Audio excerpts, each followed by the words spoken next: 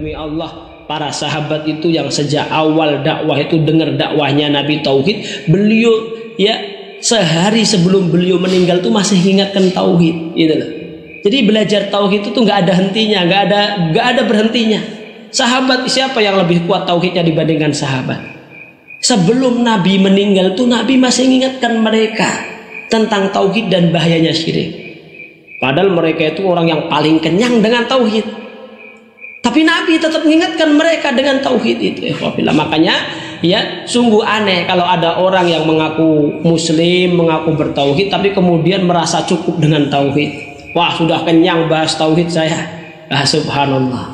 Apalagi yang nggak pernah bahas Tauhid kemudian bilang, wah udah pernah tuh bahas Tauhid. Na'udzubillahi min dzalik. Lah, padahal sahabat saja orang yang setiap hari bahas Tauhid, sampai hari terakhir bertemu dengan Nabi, Nabi masih ingatkan mereka tentang Tauhid. Padahal mereka sudah kenyang hidupnya dengan Tauhid. Bismillahirrahmanirrahim. Assalamualaikum warahmatullahi wabarakatuh. Waalaikumsalam warahmatullahi wabarakatuh. Alhamdulillah, alhamdulillah wassalatu wassalamu ala nabiyina al-mustafa wa ala alihi wa ashabihi wa man iktafa bihudah, amma ba'du. Rabbi shrah li sadri wa yassir li amri wahlul 'uqdatam min lisani yafqahu qawli. Allahumma la ilma lana illa ma 'allamtana wa 'allimna ma yanfa'una wa zidna ilma. Allahumma inna nas'aluka ilman nafi'a wa rizqan thayyiba wa 'amalan mutaqabbala. Ma'asyiral muslimin, ikhwani fid din, arsyadani wa arsyadakumullah. Alhamdulillahirabbil alamin. Segala puji dan syukur tidak lain hanyalah milik Allah Subhanahu wa taala. Pada kesempatan malam hari ini alhamdulillah kembali lagi kita dikumpulkan oleh Allah Subhanahu wa taala dalam sebuah majelis, yaitu tidak lain adalah majelis ilmu, di mana sebelumnya sekitar 1 bulan lebih ya, kemarin kita libur karena bertepatan dengan bulan Ramadan dan hari raya Idul Fitri, maka alhamdulillah ini pertemuan perdana kita bisa memulai kembali majelis ilmu ini. Ya, tentu bagi seorang mukmin majelis ilmu itu adalah sebuah ibadah yang sangat diimpi-impikannya. Bagaimana tidak? Karena Nabi Shallallahu Alaihi Wasallam menyebut bahwa majelis ilmu itu adalah ya raudun min riyadil jannah, salah satu daripada taman-taman surganya Allah. Ya, tentu setiap kita menginginkan dimasukkan ke dalam jannahnya Allah, tapi tidak setiap orang sanggup untuk mengamalkan konsekuensinya lah. Salah satu bentuk ketika kita ini rindu, kangen, pengen dimasukkan jannahnya Allah, tentu kita harus melazimi surga Allah Ta'ala di dunia ini. Salah satu surga Allah Ta'ala di dunia ini adalah majlis ilmu. Allah Ta'ala jadikan majlis ilmu itu sebagai salah satu daripada taman-taman surganya Allah, yang mana dengan istiqomah di dalamnya akan menjadi sebab seorang hamba akan dimasukkan ke dalam jannahnya Allah Subhanahu wa taala. Makanya Nabi Shallallahu Alaihi Wasallam ketika menjelaskan tentang orang-orang yang datang ke majelis ilmu, ya kemudian beliau menyebutkan keutamaannya. Beliau bersabda, "Man salaka tariqan yaltamisu fihi ilman, sahalallahu lahu bihi tariqan ilal jannah." Barang siapa yang berjalan di suatu jalan yang mana di jalan itu dia mempelajari ilmu agama, mencari ilmu agama, maka kata Nabi, sahalallahu lahu bihi tariqan ilal jannah. Maka usahanya orang tersebut dalam mencari ilmu agama itu menjadi sebab Allah Ta'ala akan memudahkan baginya jalan menuju surga. Maka alhamdulillah, jadi sudah selayaknya sebagai seorang muslim, sebagai seorang mukmin, jangan pernah bosan-bosan untuk istiqomah hadir di majelis ilmu. Karena kembali lagi kami mengingatkan, demi Allah ya, keistiqomahan kita hadir di majelis ilmu itu insya Allah menjadi sebab kita semua akan dimudahkan ya memasuki surganya Allah Subhanahu wa taala kelak, insya Allah biidnillahi taala. Dan tentu kita juga mengharap ya kepada Allah agar semua amal ibadah kita khususnya di bulan Ramadan kemarin diterima oleh Allah Subhanahu wa taala, ya diberi pahala dan ditetapkan ya pahalanya oleh Allah Subhanahu wa taala. Itu salah satu ya harapan terbesar kita selepas bulan Ramadan ini sekali lagi agar semua ya ketaatan dan ibadah yang kita kerjakan di bulan Ramadan kemarin diterima dan ditetapkan pahalanya oleh Allah Subhanahu wa taala. Namun perlu diketahui satu hal, bahwasanya salah satu tanda apabila Allah Subhanahu wa taala menerima ibadah seseorang itu, maka tanda yang paling mencolok, tanda yang paling nampak itu adalah ya zuhurul istiqomah, adanya istiqomah.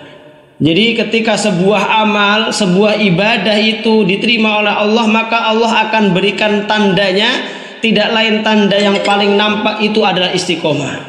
Makanya suatu amal yang kita mampu untuk mengerjakannya secara istiqomah, insya Allah berarti itu tanda insya Allah amal itu diterima oleh Allah. Namun hendaknya kita berhati-hati, takut kepada Allah apabila sebuah amal yang mana kita tidak mampu istiqomah di dalamnya, maka hendaknya kita takut kepada Allah, jangan-jangan amal itu belum diterima oleh Allah Subhanahu wa taala. Nah, maka ini menjadi peringatan bagi kita sekaligus bahan muhasabah. Ya, kiranya ibadah-ibadah yang kemarin kita kerjakan di bulan Ramadan itu, manakah yang setelah bulan Ramadan ini bisa kita istiqomahi? Baca Qur'annya, sholat tahajudnya, sholat witirnya, sholat ya nafilahnya, qobliyah, ba'diyahnya, mana yang bisa kita istiqomahi? Kalau kita bisa istiqomah mengerjakannya, maka insya Allah itu adalah tanda Allah Ta'ala menerima amal ibadah kita. Namun takutlah kita kepada Allah kalau sampai semua ibadah di bulan Ramadan kemarin gak bisa kita bawa ya di luar Ramadan ini, maka berhati-hati, jangan-jangan letih-letih kita, capek-capeknya kita kemarin di bulan Ramadan itu tidak diterima oleh Allah Subhanahu wa taala. Makanya Nabi Shallallahu alaihi wasallam mengingatkan, inna ahabbal a'mali indallahi adwamuha wa in qallah. Sesungguhnya suatu amalan yang paling dicintai oleh Allah, makna paling dicintai oleh Allah itu paling akan dikabulkan oleh Allah, paling dekat diterimanya oleh Allah adalah amal yang dikerjakan secara istiqomah, meskipun amal itu kecil ataupun sedikit. Amal yang kecil, amal yang remeh, kalau dikerjakan secara istiqomah, Allah cinta dan Allah akan menerimanya. Sebaliknya, amal yang besar, amal yang banyak, tapi kalau tidak bisa istiqomah, maka itu tidak dicintai oleh Allah. Maka istiqomah itu sekali lagi ikhwan, salah satu tolak ukur ya kecintaan Allah dalam sebuah amal itu adalah istiqomah. Salah satu tolak ukur diterimanya sebuah amal di sisi Allah adalah istiqomah. Maka mari kita sedikit bermuhasabah ya, selepas bulan Ramadan kemarin itu, mari kita berusaha untuk mengistiqomahi, meneruskan semua amal-amal ibadah yang kemarin kita kerjakan di bulan Ramadan. Jangan sampai kemudian selepas bulan Ramadan ini hilang seketika begitu saja. Maka kalau sampai ibadah yang kemarin kita kerjakan di bulan Ramadan, di luar Ramadan ini kemudian hilang begitu saja, maka takutlah jangan-jangan amal-amal itu tidak diterima oleh Allah Subhanahu wa ta'ala. Maka ini sedikit muhasabah bagi kita semuanya. Ma'asyiral muslimin, ikhwani fiddin, bapak-bapak jamaah kajian malam Sabtu rahimani wa rahimakumullah. Sebagaimana yang telah kami beritahukan, telah diberitahukan pada pertemuan terakhir sebelum libur Ramadan kemarin, bahwa insya Allah selepas bulan Ramadan ini kita akan membahas sebuah kajian yang kaitannya dengan masalah tauhid ya, karena kemarin sudah diselesaikan bab seputar sholat, yang kemudian dilanjut sedikit bab seputar siam, seputar hukum-hukum puasa. Maka sesuai dengan permintaan ya, kita akan lanjutkan pembahasan kajian Jumat malam Sabtu ini ya, dengan mengkaji masalah-masalah seputar tauhid. Adapun kitab yang akan kita jadikan sebagai panduan untuk pembahasan ini tidak lain adalah kitab yang dulu pernah kita bahas di tahun 2018-2019an itu. Tidak lain karena itu belum selesai, maka kita akan mulai dari awal kitab tersebut. Tidak lain adalah kitab tauhid alladzi huwa haqqullahi 'alal ibad ya, kitab tauhid yang ditulis oleh Syekh Muhammad Ibnu Abdul Wahhab rahimahullahu taala. Karena di tahun 2019 lalu itu belum selesai, itu baru bahas separuh kalau tidak salah. Nah, maka insya Allah kita akan mulai dari awal saja, karena mungkin banyak yang belum mengikuti sejak awal, maka insya Allah akan kita mulai pembahasan itu dari awal. Nah, adapun pada malam hari ini, sebelum nanti kita masuk kepada kitabnya, kita akan bahas terlebih dahulu apa itu tauhid, kemudian apa itu pentingnya tauhid bagi seorang hamba, agar menjadi motivasi bahwasanya tauhid itu bukan perkara remeh, melainkan perkara yang penting bagi seorang muslim khususnya. Baik, ikhwah fillah rahimani wa rahimakumullah, perlu kita ketahui bahwasanya yang dimaksud dengan tauhid itu makna dan definisinya adalah ifradullahi fil ibadah. Hakikat tauhid itu kata para ulama adalah mengesahkan Allah dalam perkara ibadah. Jadi seseorang itu dikatakan sebagai orang yang bertauhid ketika semua ibadahnya itu diberikan secara totalitas kepada Allah. Itu baru dikatakan orang yang bertauhid. Namun sebaliknya, apabila ada sebagian daripada ibadah itu dipalingkan, diberikan kepada selain Allah, sekalipun mungkin sebiji sawi saja, maka pada hakikatnya orang itu bukan orang yang bertauhid. Sekalipun di sisi lain dia juga beribadah kepada Allah. Nah, jadi orang itu dikatakan sebagai bertauhid. Sekali lagi, orang yang bertauhid itu adalah orang yang ifradullahi fil ibadah, orang yang menjadikan semua ibadahnya itu diesakan, diberikan hanya kepada Allah. Maka Syekh Muhammad Ibn Abdul Wahhab rahimahullah kemudian juga mengatakan, in kana ibadatuka kulluha lillahi wa antal muwahhid. Apabila engkau wahai saudaraku menjadikan semua ibadahmu itu totalitas semuanya diberikan, dipersembahkan hanya untuk Allah, maka engkau adalah muwahhid, orang yang bertauhid. Wa in kana fiha tasrifun li ghairillahi wa antal musyrik. Namun apabila ada dari ibadahmu itu sedikit saja dipalingkan kepada selain Allah, maka mau tidak mau engkau adalah orang musyrik. Nah, jadi orang itu akan dikatakan musyrik ya apabila ada secuil dari ibadahnya itu diberikan kepada selain Allah. Sekalipun mayoritas ibadahnya semuanya diberikan kepada Allah, cuman hanya sebagian kecil saja, itu sudah menjadikan pelakunya menjadi musyrik. Makanya sekali lagi ya tauhid ini perkara yang berat ya, dan hakikat tauhid itu adalah ifradullahi fil ibadah. Makanya kan slogan hidup kita yang Allah Ta'ala sebutkan di dalam Al-Quran surah Al-An'am itu, kata Allah Subhanahu wa Ta'ala, kul inna sholati wa nusuki wa mahyaya wa mamati lillahi rabbil alamin. Katakanlah wahai Muhammad, katakan kepada orang-orang beriman itu slogan hidup mereka. Apa itu? Sesungguhnya sholatku, sesembelihanku, bahkan hidup dan matiku, semua ibadahku itu seluruhnya hanya aku berikan kepada Allah Rabb semesta alam. Nah, ini slogan hidupnya orang bertauhid. Makanya kalau ada orang kok masih memalingkan ibadahnya, apalagi sholatnya, doanya kepada selain Allah, berarti itu bukan orang yang bertauhid. Nah, makanya ini wafillah rahimani wa rahimakumullah, hakikat daripada tauhid. Jadi ketika seseorang bisa menjadikan, mempersembahkan semua ibadahnya secara totalitas kepada Allah, maka baru dia bisa dikatakan orang yang bertauhid. Nah, dan berat sekali lagi ikhwan, kalau ikhwah fillah hadirin sekalian jamaah rahimani wa rahimakumullah, kalau kita mau berkaca ya, mau dilihat bagaimana realita tauhid di tengah-tengah umat Islam hari ini, betapa jauhnya kadang-kadang umat Islam ini dari tauhid.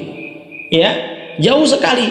Kadang banyak sekali kesyirikan-kesyirikan, pemalingan-pemalingan ibadah kepada selain Allah. Bahkan mereka menganggap itu tauhid itu selama masih mengakui Allah, ya masih bertauhid, subhanallah. Selama masih meyakini yang menciptakan adalah Allah, dia orang bertauhid, subhanallah. Ini hakikat tauhid dari mana? Seandainya tauhid itu cukup meyakini yang menciptakan, menghidupkan hanyalah Allah, maka orang Quraisy itu adalah orang yang bertauhid. Ya, di mana kita tahu orang-orang musyrik Quraisy itu meyakini yang menciptakan, menghidupkan dan mematikan adalah Allah. Tapi tidak cukup itu menjadikan mereka bertauhid. Seandainya sekedar beribadah kepada Allah itu bertauhid, cukup dikatakan bertauhid, maka orang Quraisy itu harusnya bertauhid mereka. Harusnya mereka itu seorang muwahhid, nggak perlu diutus kepada mereka Rasulullah. Di antara sesembahan mereka kan Rabb mereka adalah Allah. Bahkan mereka juga meyakini mereka minta-minta kepada berhala itu niatannya kepada Allah, bukan kepada berhala. Mereka meyakini berhala itu hanya sebagai perantara, bukan tujuan. Tujuannya tetap Allah. Yaitu menunjukkan bahwa orang musyrik itu juga ibadah kepada Allah. Orang Quraisy itu juga ibadah kepada Allah, tapi tidak lantas menjadikan mereka bertauhid. Kenapa? Karena mereka belum memurnikan, memberikan secara totalitas ibadah mereka kepada Allah. Mereka masih memberikannya kepada berhala dengan alasan perantara, dengan alasan wasilah, dengan alasan yang ngasih Allah. Berhala ini cuma sebagai perantara saja, tapi minta kepada berhala, berdoa kepada berhala. Nah, itulah yang menjadikan kenapa orang-orang Quraisy sekalipun mereka meyakini Allah, beriman, mengaku beriman kepada Allah, bahkan mereka beribadah kepada Allah, mereka belum dikatakan bertauhid. Kenapa? Karena belum memurnikan ibadahnya kepada Allah Ta'ala. Makanya dari hakikat itu maka kita mengambil, para ulama mengambil kesimpulan ya, bahwasanya inti atau hakikat tauhid itu adalah ifradullahi fil ibadah, yaitu mengesahkan Allah di dalam perkara ibadah, atau memberikan semua peribadahan secara totalitas hanya kepada Allah Subhanahu wa taala. Itu adalah hakikat tauhid. Baik. Kemudian adalah terkait ahamiyah wa manzilatut tauhid. Ya, kita perlu mengetahui pentingnya atau tingginya kedudukan tauhid di dalam agama Islam.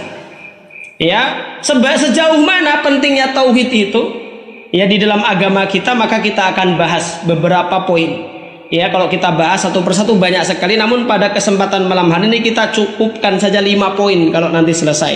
Ya, jadi ada 5 poin yang akan kita sampaikan ya terkait ahamiyah, pentingnya kedudukan tauhid di dalam agama kita, di dalam agama Islam. Baik, yang pertama, ikhwah fillah rahimani wa rahimakumullah, bahwasanya at-tauhid huwa hikmatun fil khalqil jinni wal insi. Tauhid itu adalah hikmah, tujuan diciptakannya jin dan manusia itu untuk bertauhid. Jadi tujuan adanya penciptaan, diciptakannya langit dan bumi, bahkan dihidupkannya kita, diciptakannya jin dan manusia. Ini kita harus tahu apa tujuannya. Tujuannya adalah tauhid. Tidak ada tujuan yang lain. Allah Ta'ala menciptakan alam semesta ini beserta perangkat-perangkatnya. Bahkan Allah menciptakan kita semua, tidak ada tujuan lain kecuali Allah Ta'ala ingin ya ditegakkan tauhid. Maka Allah Subhanahu wa taala mengingatkan di dalam surah Adz-Dzariyat ayat yang ke-56, A'udzubillahi minasyaitonirrajim, wa ma khalaqtul jinna wal insa illa liya'budun. Dan tidaklah kami, maksudnya Allah, aku maksudnya Allah, menciptakan jin dan manusia melainkan agar mereka beribadah hanya kepadaku. Berkata Ibnu Abbas radhiyallahu taala anhuma, liyuwahhidun. Tidaklah kami, tidaklah Allah menciptakan jin dan manusia melainkan tujuannya agar mereka mentauhidkan Allah. Jadi tujuan hidup kita itu untuk tauhid, ikhwah fillah. Maka rugi sekali, celaka sekali orang yang tujuan hidupnya itu untuk mentauhidkan Allah, malah justru dengan mudahnya dia merusak tauhidnya. Makanya kan masing-masing kita dahulu itu dilahirkan oleh Allah dalam keadaan bertauhid. Kullu mauludin yuladu alal fitrah. Setiap anak yang lahir, bayi yang dilahirkan dari perut ibunya itu dilahirkan dalam keadaan fitrah, bertauhid. Cuman seiring berjalannya waktu, semakin bertambah umurnya, semakin bertambah semakin bertambah usianya, maka kemudian masuklah kotoran-kotoran syirik itu. Fa'abawahu ayyuwahidanihi, kemudian banyak di antara mereka ya jatuh ke dalam agama Yahudi, agamanya orang-orang musyrik, kemudian agamanya orang Nasrani dan lain sebagainya. Itu kata Nabi Shallallahu Alaihi Wasallam. Nah, jadi masing-masing kita dahulu diciptakan oleh Allah, dilahirkan oleh Allah dalam keadaan bertauhid, agar kita semasa hidup kita itu menjaga fitrah Allah ini. Nah, maka sangat buruk sekali, sangat celaka sekali orang-orang yang paham kalau tujuan hidupnya itu untuk bertauhid, justru dia malah merusak tauhidnya dengan berbuat syirik. Naudzubillahi min dzalik. Maka nggak ada fungsinya lagi orang yang tidak orang yang hidup tapi tidak bertauhid. Nggak ada fungsinya lagi. Mau apa hidup? Sedangkan Allah Ta'ala menginginkan kita hidup itu bertauhid, maka nggak ada maslahatnya lagi orang yang hidup tapi tidak mentauhidkan Allah. Ma'adzallah. Ini yang pertama ya. Jadi pentingnya tauhid, saking urgensinya tauhid itu Allah Ta'ala menciptakan kita itu untuk bertauhid. Ini yang pertama. Kemudian yang kedua adalah at-tauhid huwa ya ghayatun fi irsali ar-rusul. Tauhid itu kata para ulama, pentingnya tauhid itu apa? Di mana bahwasanya tauhid itu adalah ghayah, tujuan utama dakwahnya, diutusnya para nabi dan rasul. Jadi para nabi dan rasul itu diutus oleh Allah Ta'ala, salah satu tugas utamanya itu adalah mendakwahkan tauhid. Jadi kenapa harus ada nabi? Kenapa harus ada rasul? Karena mereka nabi dan rasul itu mengingatkan umatnya tentang tauhid. Karena jumlah nabi itu kan banyak sekali. Disebutkan jumlah nabi itu sampai ratusan ribu nabi dan rasul. Dalam riwayat Imam As-Suyuti dikatakan jumlah nabi itu 124 ribu jumlah nabi itu. Sedangkan jumlah rasul itu sampai ya berapa 3 ribuan rasul. Cuman yang Allah Ta'ala ceritakan, sebutkan namanya itu adalah apa? Sekitar 25 di dalam Al-Quran ya. Nah, jadi jumlah rasul itu banyak sekali sebenarnya. Dan semua nabi dan rasul sebanyak itu ikhwafillah, itu semua inti dakwah mereka sama, tidak lain adalah mengajak, memperingatkan umatnya tentang tauhid. Dan Allah Ta'ala menceritakan hal ini dalam surat An-Nahl 36. Misalkan Allah Ta'ala berfirman, a'udzubillahi minasyaitonirrajim, walaqad ba'atsna fi kulli ummati rasulan an ibudullaha wajtanibut taghut. Dan sungguh kami telah mengutus pada setiap umat itu seorang rasul, di mana masing-masing rasul itu mengajak, memperingatkan umatnya agar mentauhidkan Allah dan memperingatkan mereka tentang bahaya tauhid. Apa itu tauhid? Peribadahan kepada selain Allah. Mengingatkan kepada umatnya tentang bahaya syirik. Mengingatkan kepada umatnya tentang pentingnya tauhid. Ini para nabi dan rasul, dakwah mereka. Dan ditekankan lagi oleh Allah dalam surah Al-Anbiya ayat 25. A'udzubillahi minasyaitonirrajim, wa ma arsalna min qablika min rasulin illa nuhi ilaihi annahu la ilaha illa ana fa'budun. Dan tidaklah wahai Muhammad kami utus sebelum kamu itu seorang rasul, seorang nabi, melainkan akan kami perintahkan kepadanya untuk mengajak umatnya agar menjadikan aku Allah sebagai satu-satunya sesembahan, satu-satunya peribadahan. Ini khawafillah, dalil-dalil yang menunjukkan bahwasanya dakwahnya para nabi dan rasul itu tauhid. Ya, para nabi itu syariatnya berbeda-beda, sholatnya berbeda-beda. Mungkin sholat ya umatnya Nabi Muhammad 5 waktu, tapi umat terdahulu bisa jadi sholat mereka bermacam-macam, bahkan bisa lebih daripada itu. Puasanya juga mungkin berbeda-beda, syariatnya macam-macam, ya kan? Para nabi terdahulu itu, bahkan nabi terdahulu itu ya dalam masalah nikah itu juga berbeda dengan syariat nikah di zaman Nabi. Tapi yang satu yang sama ikhwafillah, satu yang tidak pernah berubah sejak zaman dahulu adalah tauhid. Gak ada perbedaan antara semua nabi dan rasul dalam masalah tauhid. Ya, semua nabi dan rasul memiliki satu visi yang sama, yaitu mengajak umatnya untuk mentauhidkan Allah. Ini ikhwafillah. Jadi ini adalah masalah tauhid. Jadi pentingnya tauhid. ya, dakwah para nabi dan rasul itu adalah tauhid. Makanya kita dapati dakwah pertama para nabi itu bukan bahas masalah yang lain, bukan bahas masalah sholat, puasa, bukan. Tapi dakwah pertamanya para nabi dan rasul itu membahas masalah tauhid. Contohlah nabi kita saja. Beliau itu mendakwahkan tauhid, bahas masalah tauhid itu sampai 15 tahun. Itu kan? Nabi itu dakwah di Mekah 15 tahun itu pembahasannya apa? Tauhid terus. Belum ada itu sholat, belum turun puasa, belum. 15 tahun bisa dikatakan pengajian dengan beberapa sahabat, itu pembahasannya tauhid. Banyak syariat yang belum turun, sholat pun baru sebagian yang turun itu kan. Itu nanti masih ada kemudian perubahan itu kan setelah di Madinah lah. Adapun syariat-syariat yang lain itu diajarkan oleh Allah Ta'ala selama 10 tahun, ya kan? Jadi bahas tauhid saja tuh butuh 15 tahun. Ikhwafillah. Syariat yang lain selain tauhid, ya sholat, puasa, zakat, ya, kemudian haji, umroh, itu semua dibahas oleh Allah Ta'ala selama 10 tahun.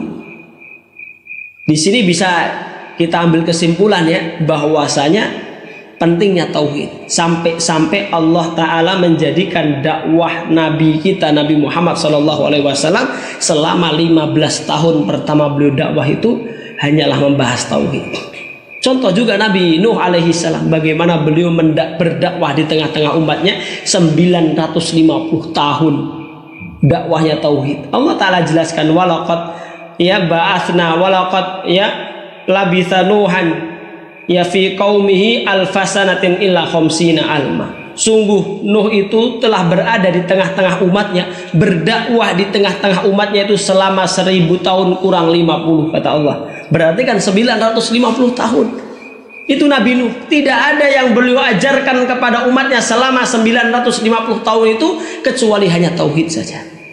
Masya Allah, ini menunjukkan betapa pentingnya tauhid. Maka kita dapati tidak ada nabi satupun yang pertama kali dakwah kepada umatnya yang tidak bahas tauhid. Pasti pertama kali yang mereka ingatkan, mereka bahas itu tauhid. Nggak ada nabi mana yang kemudian tahu-tahu bahas masalah selain tauhid. Nggak ada. Semua nabi dan rasul, inti dakwah mereka, dakwah pertama mereka adalah tauhid. Inilah pentingnya tauhid, jamaah sekalian rahimani wa rahimakumullah. Sehingga di situ ada hikmah bahwasanya ya tidak berguna semua ibadah-ibadah kita kalau tanpa didasari dengan tauhid. Ini yang kedua ya. Kemudian yang ketiga di antara ahamiyah wa manzilatut tauhid adalah at-tauhidu huwa awwalu wa a'dhamu ma amarallah. Tentu karena tauhid itu adalah inti dakwah para nabi dan rasul. Dakwah pertama dakwahnya para nabi dan rasul adalah tauhid, maka tauhid itu adalah ya sesuatu yang paling pertama kali diperintahkan oleh Allah. Di sebelum Allah Ta'ala perintahkan perkara-perkara yang lain, maka tauhid itu sesuatu yang paling pertama kali yang Allah Ta'ala perintahkan. Bahkan tidak ada sesuatu yang lebih besar, yang lebih berat di dunia ini kecuali dengan tauhid. Bahkan Nabi SAW ya bersabda, seandainya la ilaha illallah itu ditimbang dengan ya bumi, ya langit beserta lapisan-lapisannya, niscaya akan lebih berat la ilaha illallah. Itu ya khafillah. Bayangkan ya, tauhid la ilaha illallah itu, kalimat la ilaha illallah, seandainya la ilaha illallah itu ditimbang dengan alam semesta ini, langit yang 7 tingkatan itu, bumi yang 7 lapis ini ditimbang dengan la ilaha illallah, niscaya akan lebih berat la ilaha illallah. Menunjukkan betapa tauhid itu perkara yang paling besar. Bahkan urgensi tauhid ini melebihi pentingnya alam semesta ini.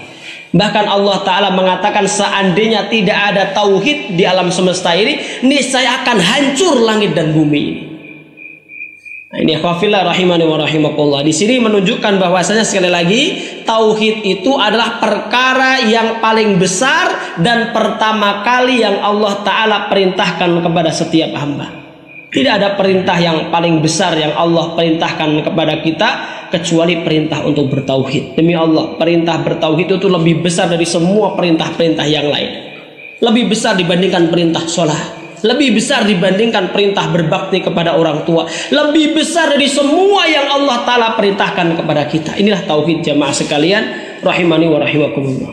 Ya, jadi jangan sampai ya dalam hidup ini kita ya rela atau bahkan berani mengorbankan tauhid kita. Ini yang ketiga ya. Kemudian yang keempat adalah at-tauhid huwa qimatun wa samanul jannah. Di antara pentingnya ya, kemudian apa? Ahamiyah wa mangzilah, kedudukan tauhid di dalam agama kita adalah tauhid itu adalah nilai dan harganya surga. Artinya apa? Ya, surga itu dinilai dan dihargai dengan tauhid. Artinya seseorang itu tidak akan bisa memasuki surganya Allah kecuali dengan tauhid. Makanya Nabi Shallallahu Alaihi Wasallam bersabda dalam sebuah hadis, innahu la yadkhulul jannata illa nafsun muslimah. Sesungguhnya tidak akan memasuki surganya Allah kecuali jiwa yang bertauhid. Makanya tidak akan bisa seseorang itu masuk surganya Allah kecuali dengan tauhid. Makanya dikatakan tauhid itu qimatul jannah, nilainya surga, tiketnya surga itu tauhid jamaah sekalian. Maka dikatakan apa? Miftahul jannah la ilaha illallah. Kuncinya surga itu la ilaha illallah. Nah, makanya orang itu sekalipun punya banyak ibadah, punya amal ibadah yang banyak, tapi dia nggak bawa kunci, nggak akan pernah bisa masuk surganya Allah. Inilah pentingnya tauhid. Makanya semua ibadah itu tidak akan bisa memasukkan seseorang ke dalam surga kalau dia nggak punya tauhid. Demikian pula sebaliknya, kalau orang itu masih punya tauhid, sekalipun ibadahnya jelek, ibadahnya sedikit, insya Allah masih bisa ada kemungkinan masuk surga karena dia bawa kunci. Gitu kan? Tapi sebaliknya tadi, kalau orang itu punya amal ibadah yang banyak tapi nggak punya tauhid, jangan pernah berharap masuk ke dalam jannahnya Allah. Nah, ini dikatakan apa? Qimatul jannah. Tauhid itu nilainya surga itu ada pada tauhid. Makanya tadi Nabi Shallallahu Alaihi Wasallam mengatakan sesungguhnya tidak akan pernah masuk surganya Allah kecuali jiwa-jiwa yang muslimah, jiwa-jiwa yang berserah diri kepada Allah. Maksudnya jiwa-jiwa yang mentauhidkan Allah. Makanya sampai Imam Ibnu Taimiyah rahimahullah mengatakan apa? Ya, kasratud dzunub ma'asihhatut tauhid khairum min katsiril ibadati ma'afasadi tauhid.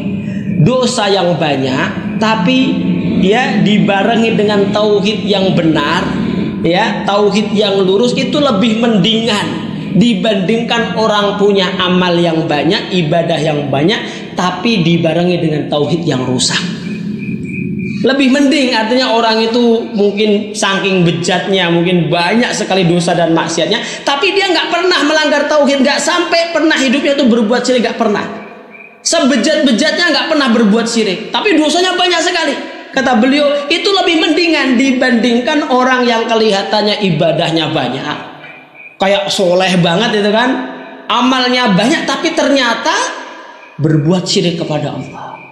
Sia-sia itu ibadah sebanyak itu kalau kemudian dibarengi dengan syirik kepada Allah. Nggak akan pernah bisa memasukkan dia ke dalam surga. Mau puasa, mau sholat, mau zakat, nggak akan bermanfaat. Jangankan memasukkan ke dalam surga, diterima oleh Allah saja nggak akan pernah bisa jamaah. Ya ini ya, jadi pentingnya tauhid. Jadi tauhid itu dikatakan sebagai qimatul jannah. Nilainya surga itu ada pada tauhid.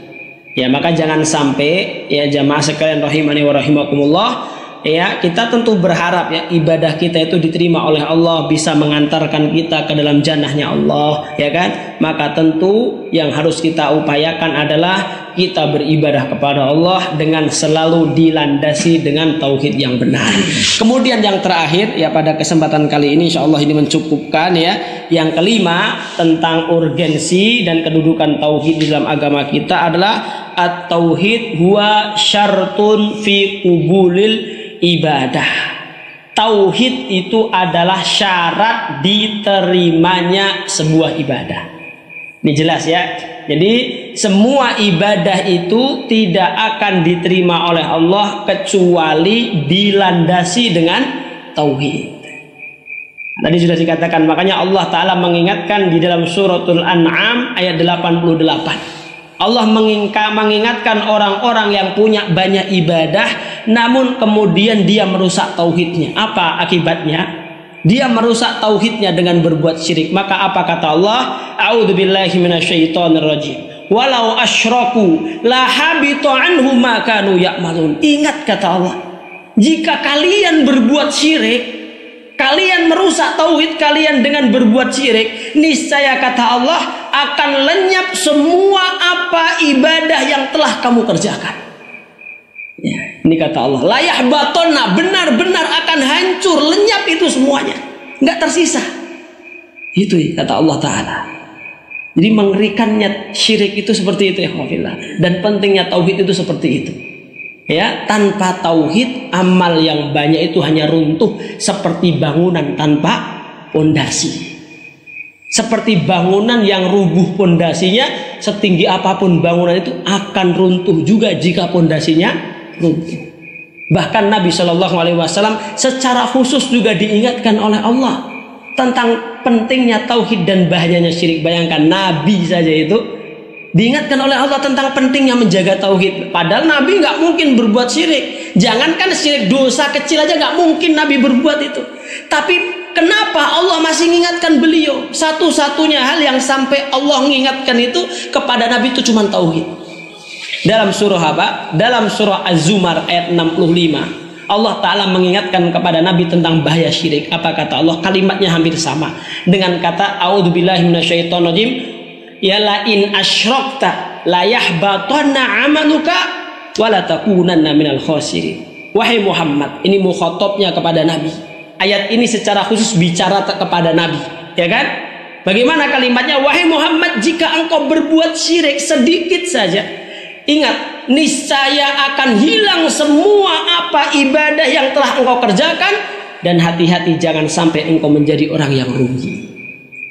Jadi Nabi saja, sekelas Nabi saja diingatkan oleh Allah tentang bahaya syirik dan pentingnya tauhid. Di mana tadi tanpa tauhid semua ibadah tidak akan diterima oleh Allah Subhanahu wa taala. Maka syarat pertama diterimanya ibadah adalah tauhid. Nah, kalau ibadah kita jemaah sekalian mau diterima oleh Allah, hati-hati perhatikan tauhid kita, jangan sampai kita mengotori tauhid kita dengan kesyirikan. Demi Allah, ya bahaya sekali ini syirik itu. Kalau dosa-dosa yang lain nggak ada dosa yang sampai menghancurkan semua ibadah kecuali syirik. Satu-satunya dosa yang dampaknya itu kepada semua kebaikan kita itu syirik jemaah. Makanya Allah ingatkan, rugi kalian kalau sampai berbuat syirik.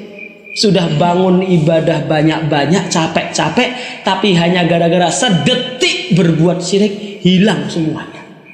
Na'udzubillahi min dzalik. Ya, ini berhati-hati kita dari kesyirikan. Makanya Nabi selalu memohon kepada Allah agar dijauhkan dari perbuatan syirik.